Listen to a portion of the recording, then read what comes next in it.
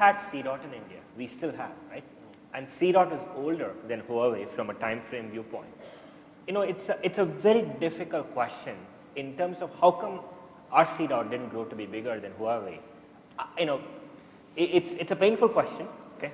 But at the same time, there are a few things that need to be given for the Chinese manufacturers. This phenomenal passion, right? I mean, they just throw everything out there in terms of getting the job done and doing it really well, and they have done well. And the other important thing is they looked at the global market.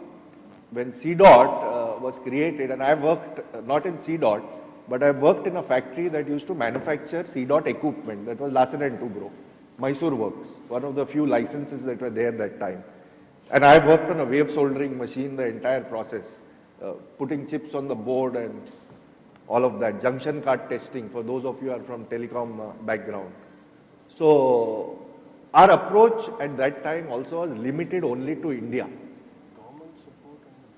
And that was the reason why I couldn't go ahead, because beyond a certain point, the market was limited. So scale is the big Scale is one of the biggest issue. I mean, C-Dot equipment at that point in time, the total market for those equipment would not have been more than 2,000 or 3,000 organizations. I mean, 2,000 organizations buy your equipment, and after that, what? You can't sustain a factory just out of support revenues or maintenance revenues. Next question. Oh, sorry.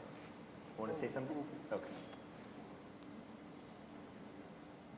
Any more questions? Yeah, go ahead.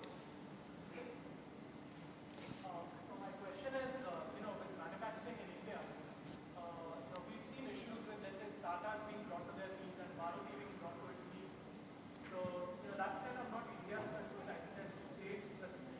So in the collective experience of the panel, what do you think are the states or the regions that are more conducive to manufacturing in telecom? That's something I want to ask. I think that's a loaded question, a difficult question, but I think good question. Prashant, would you like to take a shot at it? I'm not very sure about the answer for this question, to be very frank with you. So the question was, which states are more conducive for growth in manufacturing? See, basically, I think Sri Perimbadur is the place where there is a lot of manufacturing activity happening. I think Flextronics also does have their unit over there. So basically, when it comes to manufacturing, it's about the supply chain, and again, the ecosystem, the skill, labor, and availability is also a question. So right now, I am not seeing any of the parts of India as being developed as a Shenzhen of India, I would say. That's where we have our manufacturing base, and Shenzhen is really the biggest example one can look at when it comes to a manufacturing hub and when it comes to the development of a successful SEZ. I can answer that question, but maybe I'll not answer it the way you want it. I'll answer it in my own style. Some of the progressive states that have been progressive in the past also, states like Maharashtra, Gujarat, Tamil Nadu, Karnataka, these are the states which are encouraging a lot of industries. I think these are the states where, if I'm missing out some state and you all belong to it, please pardon me. That was not my intention. It's a longer list. I just gave examples. So these are the states which have been conducive to manufacturing. I mean, when I look at manufacturing, I look at it from a larger perspective, not just telecom. I mean, for example, in Maharashtra, the very place where we are sitting, Pune, you have Ranjangaon, you have, Chakan and Talegaon area, and where the Bajaj Auto and Tata Motor plant is. I mean, there are tons of manufacturing companies here. Now, if you go a little bit inside, I think to Hadapsar area, or Manoj, which is the place where we had gone, where we saw a lot of closed down companies?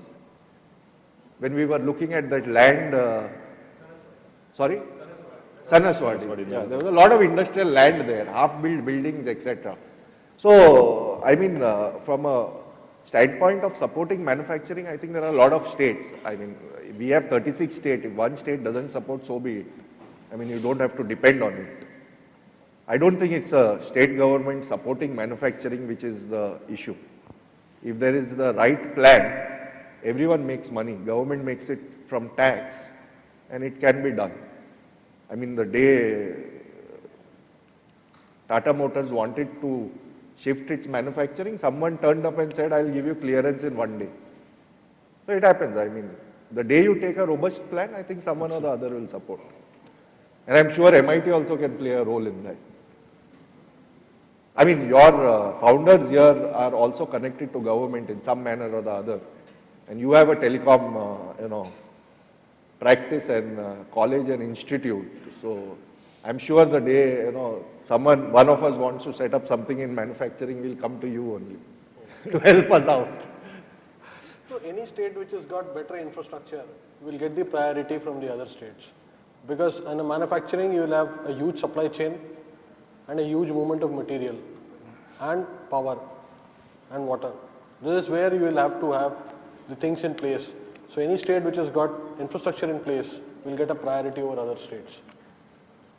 So certain things have changed. The government is willing to give commitments now. And I'll give you another example. The organization that I worked prior to Intel, around 10 years ago, there was a huge delegation that came from US and met the government.